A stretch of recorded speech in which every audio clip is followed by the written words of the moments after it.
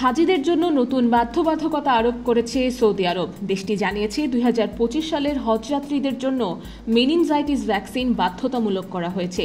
সোমবার the express ট্রিবিউনের এক প্রতিবেদনে এই তথ্য জানানো হয়েছে।